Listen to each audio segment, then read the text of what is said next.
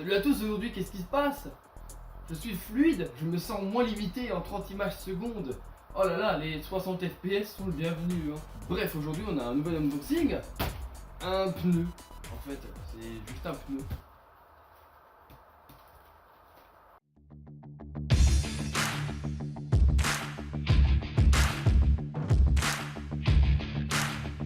Bon alors, vu que l'unboxing vous suffira pas, on va faire l'unboxing et l'installation du nouveau pneu sur ma Rockwheel GT16. Donc ce pneu, ça fait 2 mois que je l'attends, je l'ai commandé en février, on est fin avril. Donc c'est parti, il y a ici les pointillés, ouvrir ici, donc on va l'ouvrir ici. Donc cutter, hein, comme d'habitude. Hein. On change pas d'habitude, hein, on oublie tout.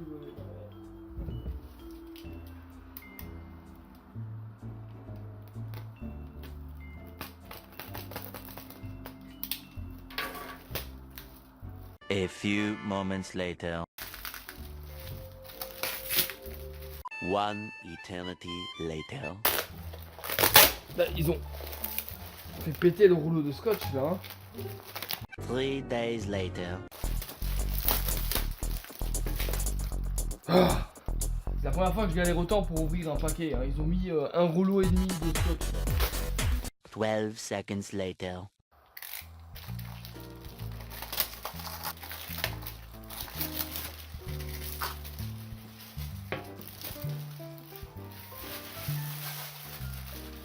Ok. La première fois que je galère pour un paquet, hein. Ça fait quand même 5 minutes que je déballe le tout. Donc voici le nouveau pneu. Donc ouais.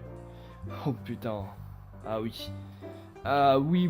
Je confirme que le mien est très usé. Ici emballé proprement, on a une chambre à air. Parce que mon autre chambre à air, elle collectionne les rustines. Alors je reviens, patienter 30 secondes. Ok. Je suis allé chercher mon appareil. On peut voir. Ouais. Entre celui-là et l'ancien nouveau pneu, y a pas photo. Je suis très super méga lisse. Donc faites pas attention à la peinture hideuse qui se décroche partout. Aujourd'hui ce n'est pas le sujet. Je vais ouvrir cette Rockwheel GT16 pour changer le pneu.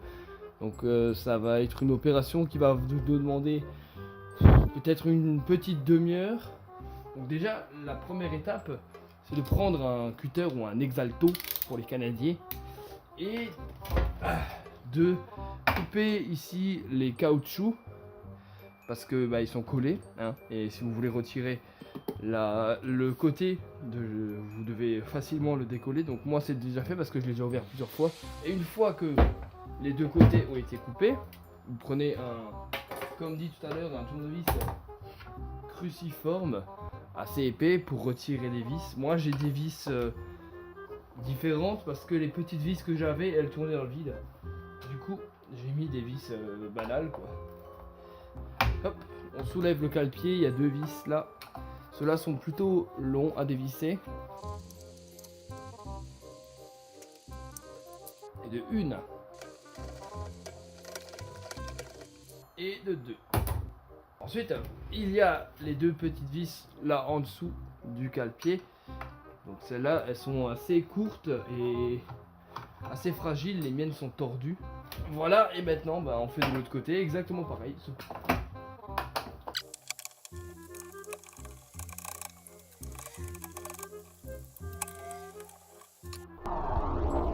Voilà, une fois que cela est fait, vous pouvez tout simplement retirer les côtés. Donc ça, je vais me retirer de la table parce que c'est un peu délicat à faire.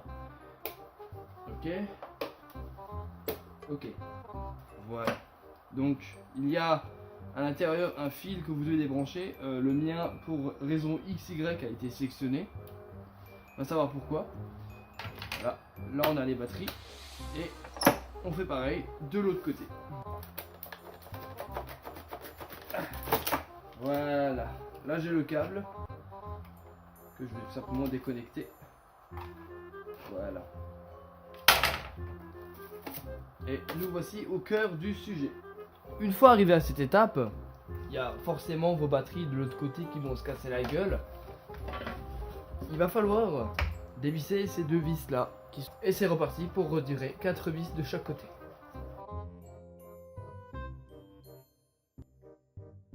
Voilà. Et on fait pareil de l'autre côté. Vous avez sur le côté où il y a le câble noir qui descend le câble du moteur, vous avez ici normalement une petite plaque, en plastique qui va automatiquement se briser quand vous allez l'ouvrir. Il faut déconnecter ici le moteur et l'autre deuxième fiche, tac, le gyroscope, et essayer de faire passer tout ça dans le petit trou ici. Alors soit c'est en haut comme chez moi, soit ce sera déjà ici. Bon, j'espère pour vous que c'est plus ici parce que c'est assez galère à le retirer. Hop. Donc ça c'est très important de le faire. Si maintenant vous allumez la roue sans faire exprès, elle va biper. C'est tout à fait normal. On vient de débrancher le gyroscope et le moteur, donc la roue est un petit peu bloquée, on va dire. Maintenant c'est vraiment la partie la plus délicate, je vais un peu dézoomer. Il va falloir poser deux pieds comme ça et je sais même pas si je suis bien cadré ou pas, et tirer sur le plastique tout en faisant attention à ce que le fil passe bien. Le mien j'ai découpé ici à la Dremel parce que à force de retirer, de mettre la roue, parce que j'ai eu plusieurs crevaisons, ben ça a un peu abîmé le câble. Du coup c'est parti. Hop. Et on tire vraiment très très fort. Ah.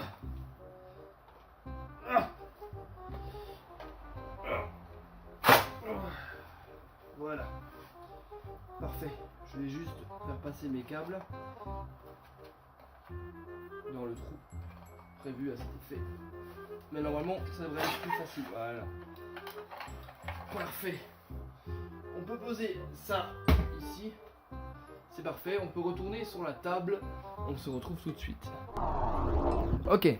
Maintenant qu'on a retiré le moteur, c'est comme un pneu normal. Donc, je suis pas un expert en pneus. Je sais juste que c'est hyper chiant à faire et que je vais sûrement galérer. Donc n'hésitez pas à poster vos commentaires en dessous le temps que je galère quoi. Je vais tenter de vous donner les quelques astuces que je connais pour retirer un pneu et une chambre à air. J'y connais pas grand chose, je sais juste qu'il faut un outil adéquat en plastique que je n'ai pas. Du coup ce que je vais faire, c'est utiliser un assez moyen et un énorme ici. Donc je vais d'abord dégonfler le pneu et après il va falloir faire une sorte de manivelle pour qu'il y ait une partie du pneu qui se décalque de la jante, et après ça ira tout seul quoi. Ok, donc c'est parti. Je vais d'abord dégonfler tout ça, je reviens tout de suite. Si vous savez changer un pneu et une chambre à air d'un vélo, si vous êtes assez bricoleur, qui n'est pas du tout mon cas, en mécanique plutôt, hein, vous n'êtes pas obligé de regarder cette partie-là. Cette partie-là, vu qu'elle sera très chiante, elle sera en accéléré. Donc je vais reculer la caméra et vous allez me voir galérer pendant 10 minutes en accéléré. C'est parti dans 3, 2, 1...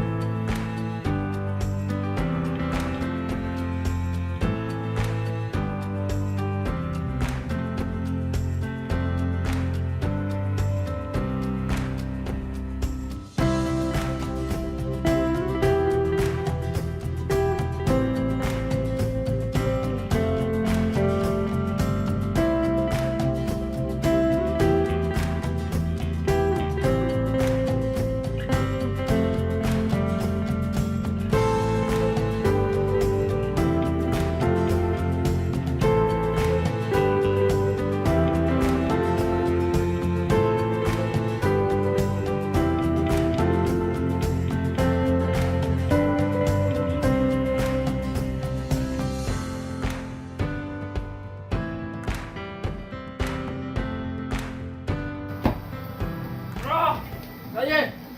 Oh putain. Ça y est. Putain, j'en ai marre de ce pneu à la con là. C'est parti.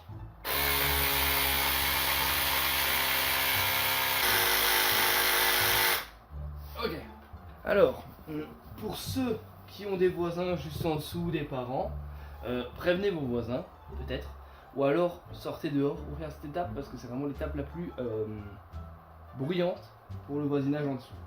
Il va s'agir de remettre le moteur, ici, dans son socle en plastique, tout en passant les câbles que je vais immédiatement faire passer. Voilà. Donc tendez-le bien. Vu que vous n'avez pas la petite coche que moi j'ai fait là, la petite... comment on va appeler ça. Là il va falloir passer le pneu. Et en général il faut un petit peu forcer à cette étape là. Regardez là. Ça ne rentre pas plus, là il va falloir forcer. Mon câble est pas trop tendu. Bon, ça va. Ok. Parfait. Ok, bon, on peut reconnecter la roue et la revisser. Attention, pendant que vous remontez la roue, ne confondez pas ces vis qui sont plates à celles-là qui sont arrondies. Vous voyez un petit peu la différence? Voilà. Les plates, c'est pour l'intérieur. Les arrondis, c'est pour l'extérieur. Donc, hop, vos deux plates, ici et là.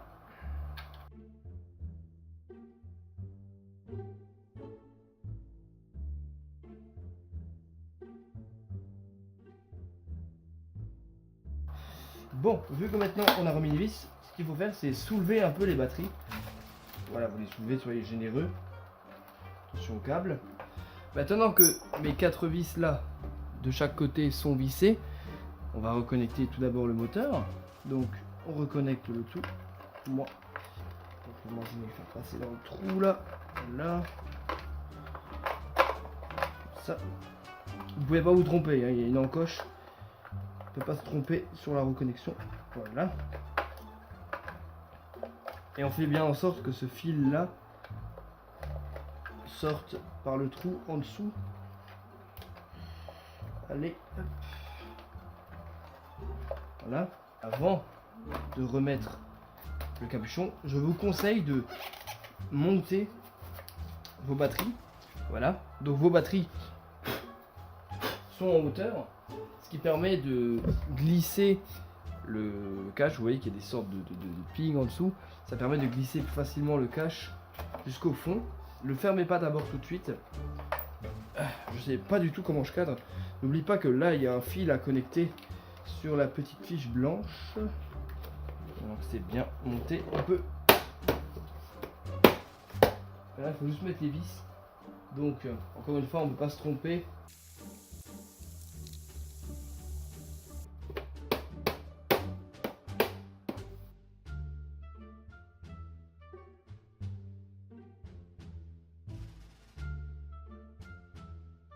Et voilà, votre pneu est tout neuf. Alors, vu que vous avez ouvert l'appareil, moi je recommande de vous refaire un calibrage. On va essayer de le... Donc on garde le doigt appuyé sur le bouton power jusqu'au bip. Au bip continu. Hein.